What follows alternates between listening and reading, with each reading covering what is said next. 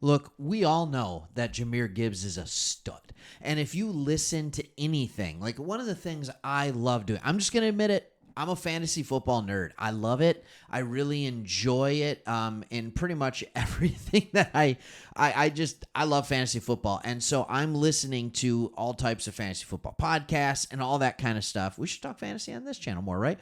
But I'm listening to all the podcasts and stuff like that, and everybody around the country, whether it's fantasy football, whether it's real football, if you're listening to them, they're all talking about Jahmyr Gibbs and how he is going to be ready to take that next step and how he's going to be the next version of Christian McCaffrey, how he's going to be that next guy that of Alvin Kamara that you simply can't take off the field.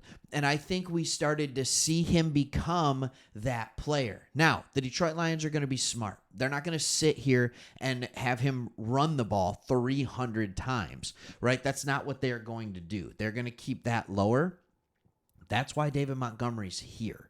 All right. But I think he can get more done. And Scotty Montgomery took to the podium and talked about how the Lions plan to take Gibbs, that already budding star, to the next level this upcoming year. So let's talk about it.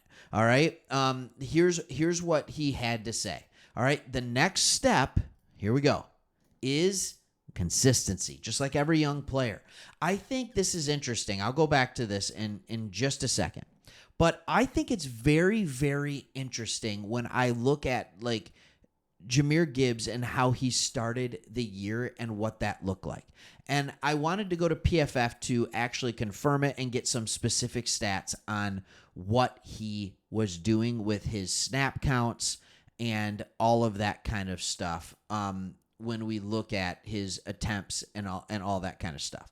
So he had a not large number of snap counts during a lot of games, at least running the football. So this is snap counts versus runs, and honestly, I'm not even buying it. I think PFF is wrong on their grades. So, but I'll show it to you quickly. He never went more than, other than when Montgomery was out, he didn't get those heavy snap counts. All right. He was in the game. He ran the ball, but they brought him along very slowly. If you look at his yards, if you look at his touchdowns, all of it starts when Montgomery got hurt, and then it just thrust him into the action, and then he had to go forward from there. So this is kind of what Montgomery started talking about. He said, we've got to see game 1, game 2, game 3, game 4. We're past the point now where he's coming along. He understands this part of our protection. He's sitting here and he's saying Gibbs needs to be good on every single snap. We can't have, he understands this protection, so we can play him for this play. He understands this part of the protection, so we can play him for that play. Or even if the defense is in this, but then they switch, we're in trouble. Like, protection is so important, especially when you're paying your quarterback $55 million. You need to protect that asset. And as good as our offensive line is, there's only 5 of them. They need help at times. And as good as Jahmyr Gibbs is at going out and catching the ball out of the backfield, you need him to pass block more often. But also, it's not even just understanding protections. It's understanding defense in a similar role. It's understanding the whole thing. All right? Again, they talk about in this article, last year, it took a while to get going. In his first 4 games, he averaged just 45 rushing yards. All right, but when David Montgomery went down with an injury, it forced him into the starting lineup, and we saw him grow really fast. Here's what Montgomery had to say, and we got a couple more quotes from him. When he was forced into a starter role and all the issues that comes with fourth or every down football and the stress of dealing with it all, with all the coaches and every single play and getting prepared for practice, it's a lot different. So that experience is a real experience. And unless you've lived it, you don't quite understand it. It's a little bit different of preparing to go in as the number 1 back versus you're just hoping to be the back monster once the game is going on. So a lot of that was good for him.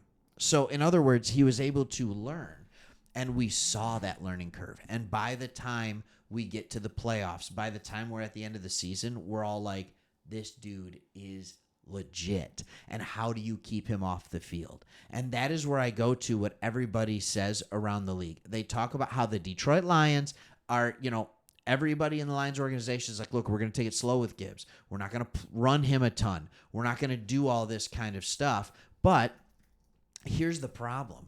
When you have just insane abilities like Gibbs does, it's hard not to give you the rock.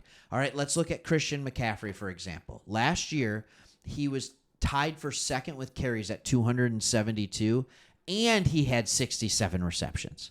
Like, that is a heavy, heavy workload. That is a very heavy workload. As compared to Gibbs last year, who had 182 carries, all right, 5.2 yards per tote, by the way, really good, all right, and 52 receptions. So I would say this number should only go up to about 200 carries, and I would expect this receptions to go from 50 to 70. All right, that's how you get him is 270 to 300 touches. But you don't want a running back consistently over 300 touches.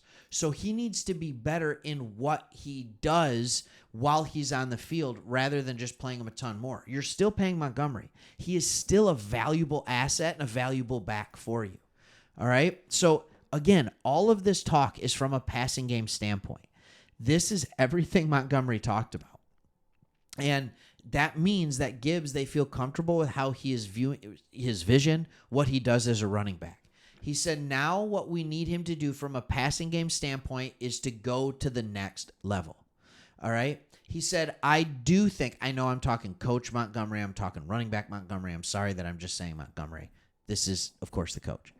He said, I do think there's a certain difference between route running from the backfield and being a really, really efficient check down versus being a great route runner and a guy that can run all types of choice.